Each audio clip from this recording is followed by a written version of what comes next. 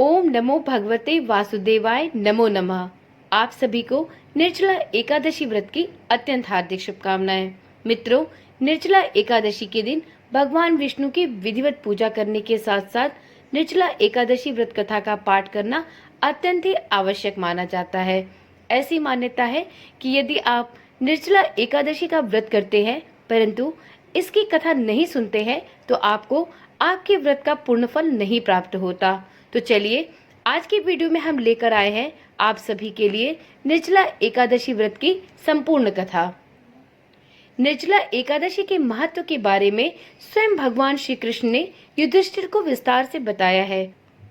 उन्होंने निर्जला एकादशी के महत्व के बारे में परम धर्मात्मा सत्यवती नंदन व्यास जी को बताने के लिए कहा था। तब व्यास जी कहते हैं कि हर किसी को एकादशी का व्रत रखना चाहिए। इसके साथ ही एकादशी की दोनों पक्षों में भोजन नहीं करना चाहिए। इसके बाद द्वादशी को स्नान पूजा करने के बाद ही भोजन ग्रहण करना चाहिए। तब भीमसेन व्यास जी से कहते हैं कि हे पितामह, भ्राता युधिष्ठिर, माता कुंती, द्रौपदी, अर्जुन, नकुल, सहदेव आदि सभी एकादशी को भोजन नहीं करते हैं और मुझे भी ऐसा करने के लिए विवश करते हैं, लेकिन मेरे लिए भूख सहना मुश्किल है। मैं भगवान की शक्ति पूजा करने के साथ दान पुण्य देता हूँ, लेकिन मैं भोजन के बिना नहीं रह सकता।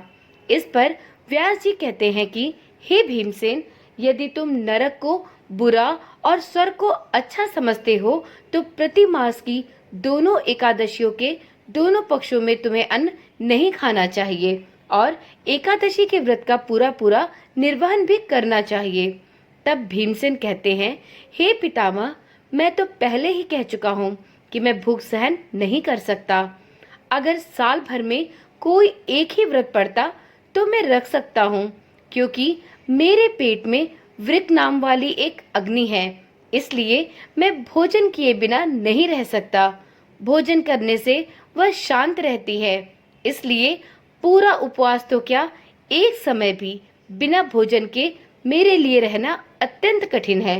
अतः आप मुझे कोई एक ऐसा व्रत बताएं जो वर्ष में केवल एक बार ही करना पड़े और इससे मुझे स्वर्ग की प्राप्ति भी हो जाए।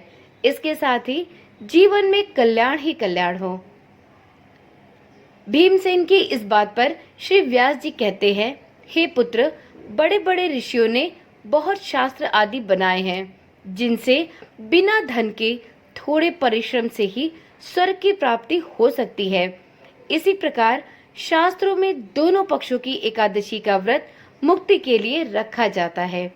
व्यास जी के वचन सुनकर भीमसेन नरक में जाने के नाम से भयभीत हो गए और कांपकर कहने लगे कि हे गुरुवर, अब मैं क्या करूं?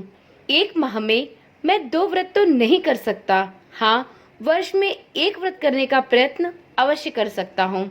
अतः वर्ष में एक दिन का व्रत करने से यदि मेरी मुक्ति हो जाए तो ऐसा कोई व्रत मुझे अवश्य बताएं। यह सुनकर व्यास जी कहते हैं कि वृषभ और मिथुन की संक्रांति के बीच ज्येष्ठ मास के शुक्ल पक्ष की जो एकादशी आती है उसका नाम निर्जला है। तुम उस एकादशी का व्रत अवश्य करो। इस एकादशी के व्रत में स्नान और आचमन के सिवा जल पूर्णतया वर्जित है। आचमन में 6 मासे से अधिक जल नहीं होना चाहिए, अन्यथा वह मद्यपान के सदृश हो जाता है। इस दिन भोजन भी नहीं करना चाहिए, क्योंकि भोजन करने से व्रत नष्ट हो जाता है। यदि एकादशी को सूर्योदय से लेकर द्वादशी के सूर्योदय तक जल ग्रहण न करे तो उसे सारी एकादशियों के व्रत का फल प्राप्त हो सकता है। द्वादशी को सूर्योदय से पहले उठकर स्नान आदि करके ब्राह्मणों को दान दे। इसके पश्चात भूखे और सत्पात्र ब्राह्मण को भोजन कराकर फिर आप भी भोजन ग्रहण कर ले। इसका फल पूरे 1 वर्ष की संपूर्ण एकादशियों के बराबर प्राप्त होता है। व्यास जी कहने लगे कि हे भीमसेन, यह मुझको स्वयं भगवान कृष्ण ने बताया है। इस एकादशी का पुण्य समस्त तीर्थों और दानों से अधिक है। केवल एक दिन मनुष्य निर्जला रहने से सभी पापों से मुक्त हो जाता है। जो मनुष्य निर्जला एकादशी का व्रत करते हैं, उनकी मृत्यु के समय यमदूत आकर उन्हें घेरते नहीं, बल्कि भगवान के पार्षद उसे पुष्पक विमान में बिठाकर स्वर्ग को ले जाते हैं। अतः संसार में सबसे श्रेष्ठ निर्जला एकादशी का व्रत है। इसलिए प्रयत्न के साथ इस व्रत को अवश्य करना चाहिए। इस दिन ओम नमो भगवते वासुदेवाय मंत्र का उच्चारण अवश्य करना चाहिए और संभव हो तो गौदान भी करना चाहिए।